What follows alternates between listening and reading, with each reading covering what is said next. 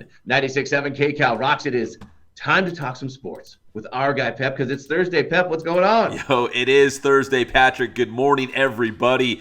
Talking some NBA playoffs right now to start things off, and I'll just, get right to it. The Lakers are out. They were swept by the Denver Nuggets. Denver advances to the NBA Finals for the first time. They're going to take on the winner of Miami and Boston, and it looks like the Heat will advance, but that series is still going. It's 3-1 Miami right now. But the real conversation, not Denver getting to the NBA Finals, not Miami, can they punch their ticket? It's LeBron James and the Lakers. Where do the Lakers go from here? What does the future look like? And does it include LeBron James? There's talks of retirement, Patrick. I know it, man. Very hard for me to believe, if I'm being honest, when I first heard about it. Also, ESPN has been getting blasted by a lot of people for kind of doing what you're saying. Like, hey, the Denver Nuggets are legit here, and all you're talking about is LeBron and the Lakers. And I know what ESPN's going to say. It's kind of like the Cowboys thing.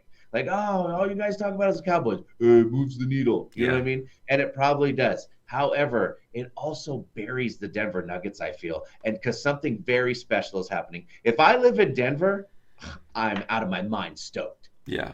Oh, yeah. I think one of the shows I was watching, they sarcastically said, hey, congrats to the Denver Nuggets. They're going to the finals. All right, now let's spend the next 58 minutes talking about LeBron James and the Lakers.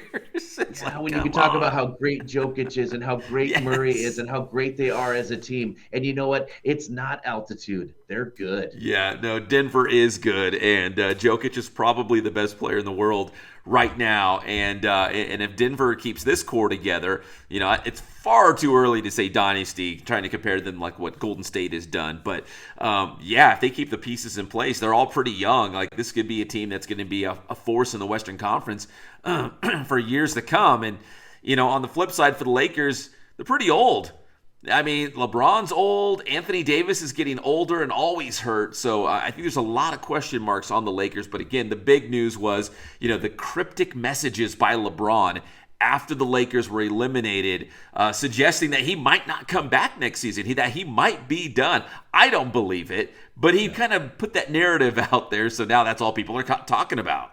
Well, it's good for the brand, number one. Second of all, he's only a year away from Bronny possibly coming to the NBA. It's a possibility, whether people like it or not. There's no way he's going to pass up that opportunity. You know what? And speaking of playing with his son Bronny, can I put out a rumor that was floating around on social media and people were like liking it and sharing it? Was that, hey, maybe LeBron, get this, maybe LeBron, who did not go to college, would go back to college and play with his son at USC. Bronny is committed to the USC Trojans. And all these people are like, oh yeah, I should totally do it. He doesn't need it.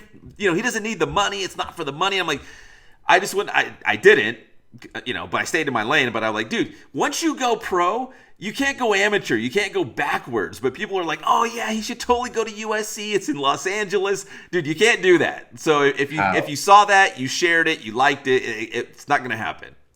How insane would that be? Right? Going back to college. Wow. 38-year-old LeBron. So anyways, that's the big Lakers talk. I think he's coming back, but I guess we'll have to wait and see. But it sure looks like he's going to come back for another season. Yeah.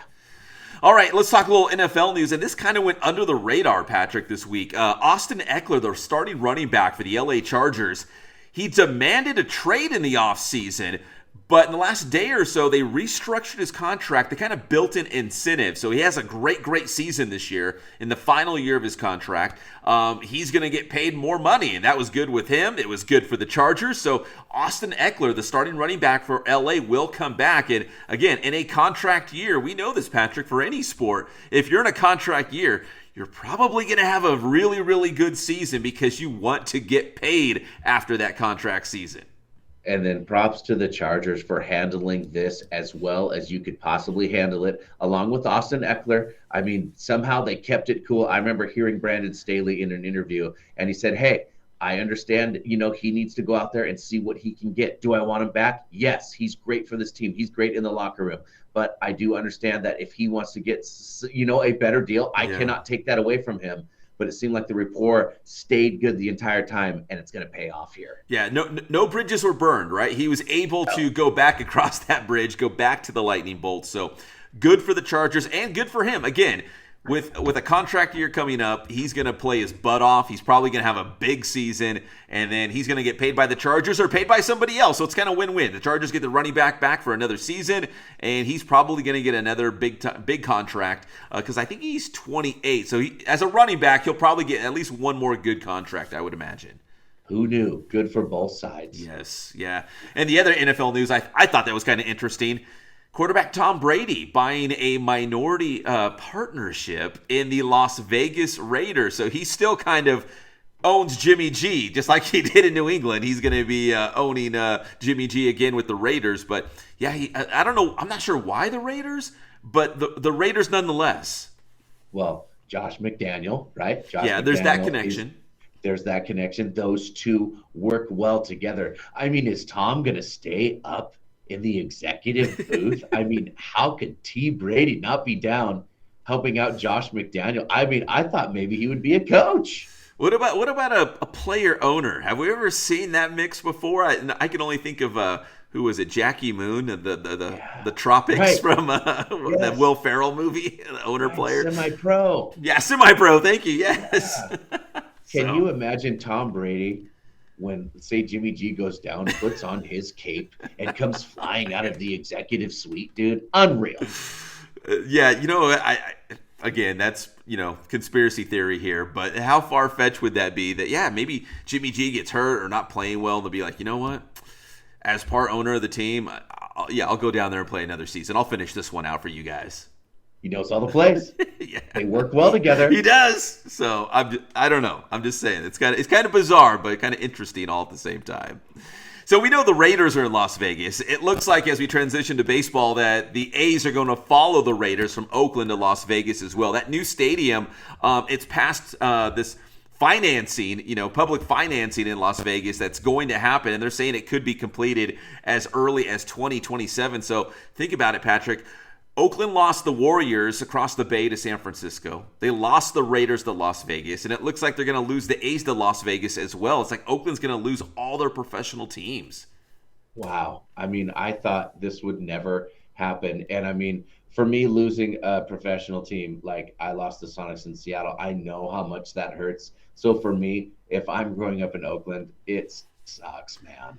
Man, all your childhood teams gone, like the Raiders, the Warriors are still in the Bay Area, but they're not physically in Oakland anymore. So, and now the A's, if they move, the one caveat here is, so if all this public financing is approved and passed through for the new ballpark in Las Vegas, it looks like timeline-wise 2027. But their lease in Oakland is up after next season. So it's like, what would they do for those 2 or 3 years? It's like, would they play in a minor league park in Las Vegas? Would they play at some neutral kind of site? I don't know what that would look like, but their lease is going to be up. Hey, maybe a Raiders stadium, I mean, can be converted. I don't know. Hey, you and I are old enough to know that there's multi-purpose stadiums where they'd play baseball and football in the same stadium. I know all these teams all have their own stadiums now, but at one point, baseball and football would play in the same stadium. We all saw the running backs running across the infield dirt at a lot of these football games, so it has happened before. Maybe they can add some stands to UNLV. Yeah, I think all those are on the table if it actually goes through. So, but it sure looks like the A's to Las Vegas is almost a done deal now that the stadium is almost to the finish line in Las Vegas. So crazy. And one other baseball thing, the Dodgers have the best record right now in the National League. They were the first National League team to get to 30 wins. I think they're at 31 as of this morning. But Patrick, can you name the only Major League Baseball team that has more wins than the Dodgers as of this morning? Man, it's hard for me to think of the hottest team, but I mean, I'll guess Atlanta. Who was the hottest team at the start of the season? They were just unbeatable. Oh, in the American League. What's that? Oh, I thought it was the Pirates until they took a nosedive. They did. The Pirates started off hot, but Tampa Bay, remember they were 11-0 or 12-0 or something like. Tampa Bay's the only team that has more wins than the Dodgers, which is really unbelievable because I thought the Dodgers kind of sputtered out of the gate, but they really came on strong here in the month of May. Yeah, they've got the best record in the National League right now. Wow. Yeah. And the Angels playing well, too. I mean, they swept the Boston Red Sox last night. Ohtani homered, Mike Trout homered, everything good. So, actually, for our SoCal teams, things are looking up right now. All right, so time to ride the roller coaster. You know Yes. how long baseball is. Some little lull is on the way. Then hopefully your team can kind of start catching the rise as you get close to the playoffs. We catch the rise every Monday and Thursday with our guy Pat. Hey, Tell you him how know to how to get your get stuff. my stuff, man. It's Inland Sports, Facebook, Instagram, Twitter. We got the Inland Sports YouTube channel. You're already hanging out on YouTube. Go find us. That's Inland Sports. Or maybe Tuesday this next week, right? Yeah. Enjoy your Memorial Day. Perfect.